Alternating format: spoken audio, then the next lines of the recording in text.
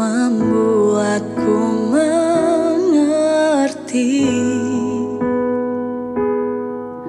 Ku berharga di mata-Mu, Tuhan, dan tangan-Mu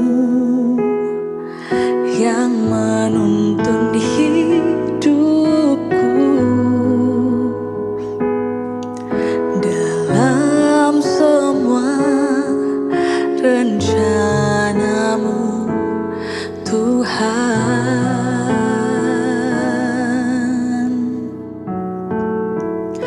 Sungguh indah kasih-Mu, sungguh besar kuasa-Mu, Yesus Tuhan penyelamatku. Kau tak pernah berubah untuk menggenapi janji-Mu. Itu yang ku percaya.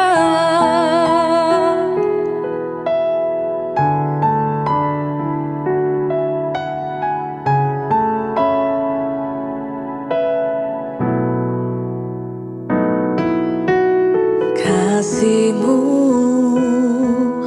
membuatku mengerti.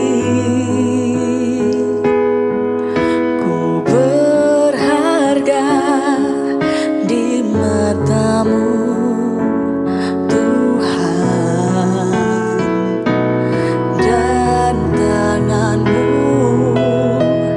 yang menuntun hidupku. Dalam semua rencana-Mu, Tuhan. Sungguh indah kasih-Mu,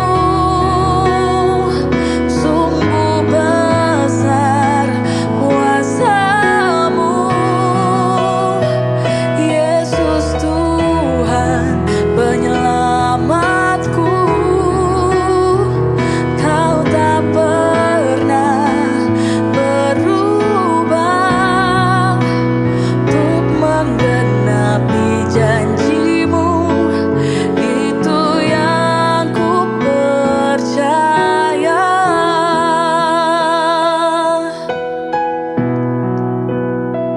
Sungguh indah kasih-Mu, sungguh besar kuasa-Mu, Yesus Tuhan penyelamatku. Kau tak pernah berubah untuk menggenapi janji-Mu. Itu yang ku percaya.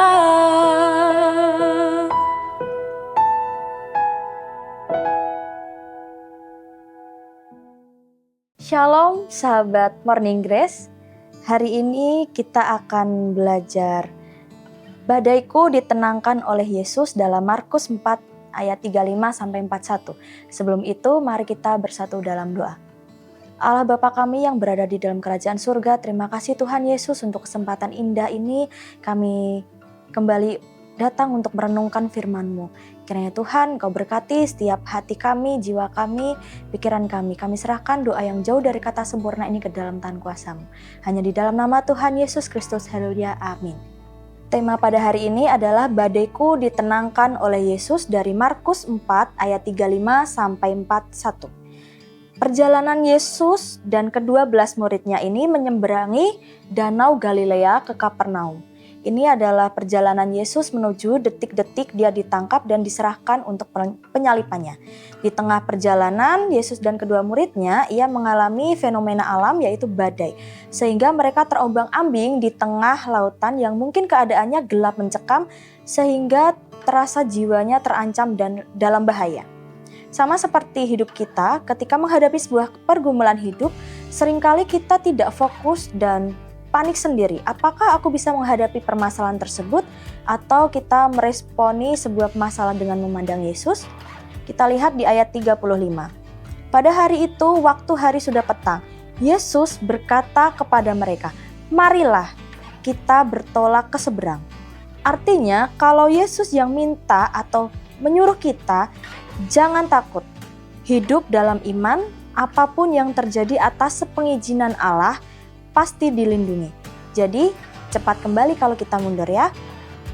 Gak usah kita overthinking, asal firman di dalam kita ada di dalam Dia, kita hidup aman. Kalau kita merencanakan sesuatu, besok aku gimana ya? Apakah aku begini atau begitu? Apakah aku bisa? Kita boleh merencanakan, tapi letakkan di kaki Tuhan kita. Ayat 36-37. Mereka meninggalkan orang banyak itu lalu bertolak dan membawa Yesus beserta dengan mereka dalam perahu di mana Yesus telah duduk dan perahu-perahu lain juga menyertainya.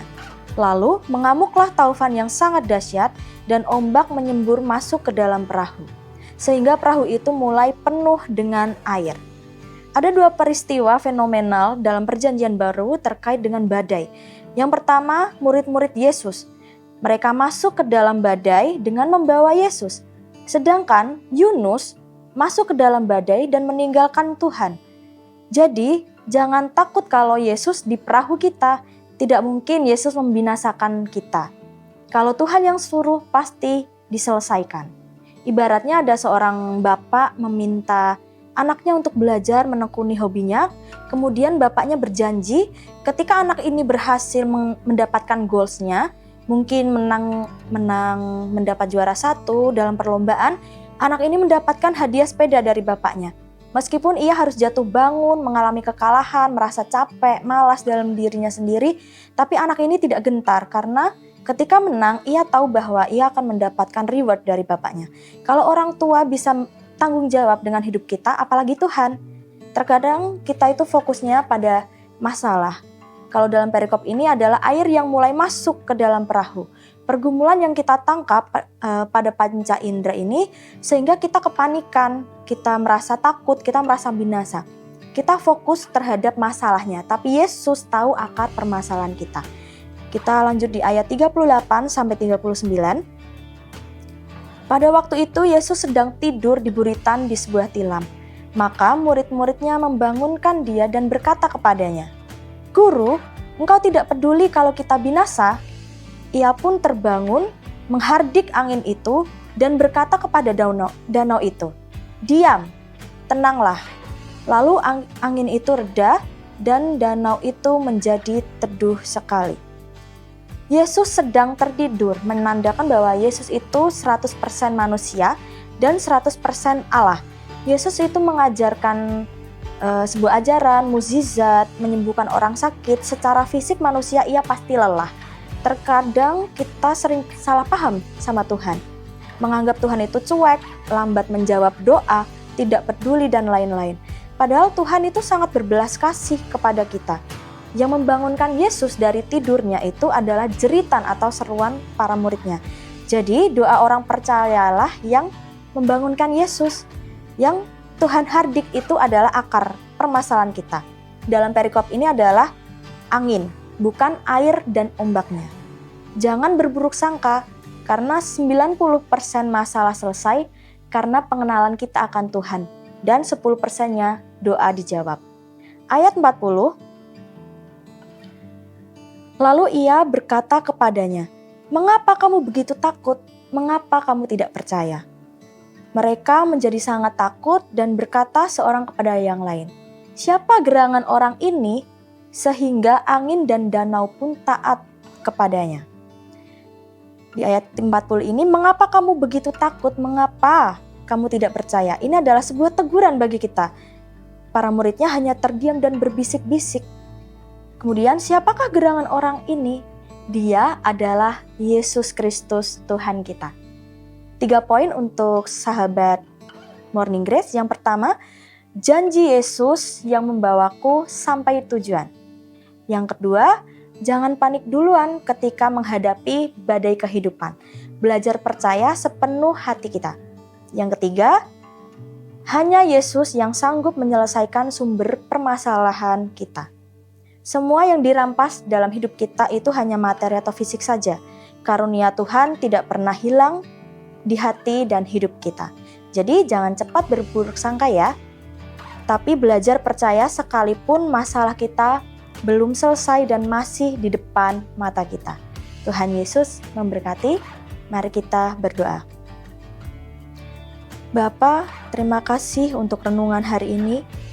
Kiranya Yesus, Engkaulah yang selalu memberikan kami kekuatan untuk menjalani setiap musim kehidupan kami. Ajari kami untuk memahami apa yang menjadi seturut dengan kehendak-Mu.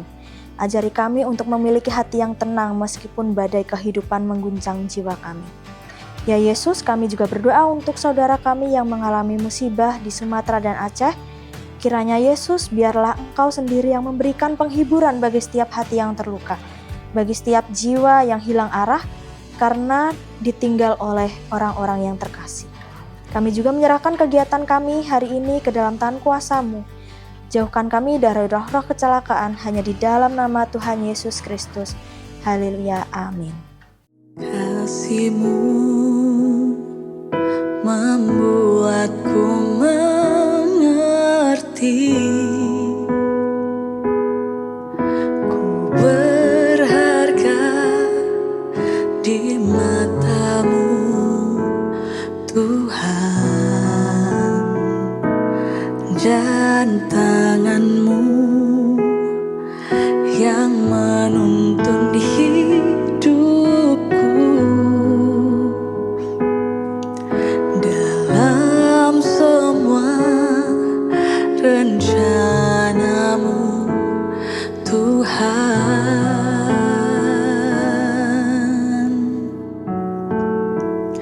Sungguh indah kasih-Mu, sungguh besar kuasa-Mu, Yesus Tuhan penyelamatku. Kau tak pernah berubah untuk menggenapi janji-Mu. Itu yang ku percaya.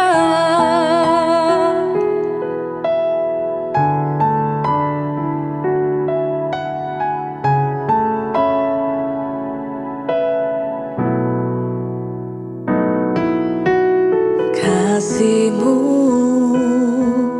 membuatku mengerti,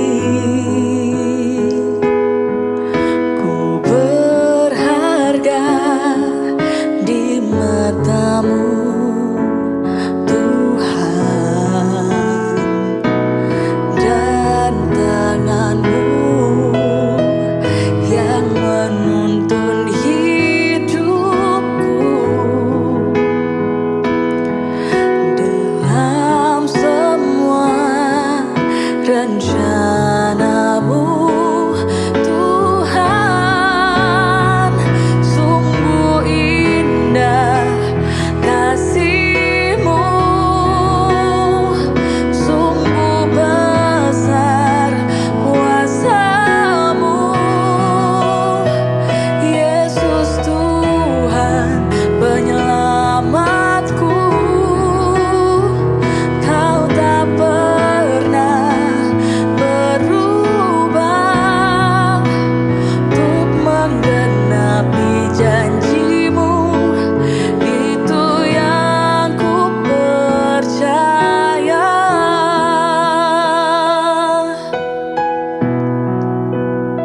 Sungguh indah kasih-Mu, sungguh besar kuasa-Mu, Yesus Tuhan penyelamatku. Kau Kau tak pernah berubah untuk menggenapi janjimu. Itu yang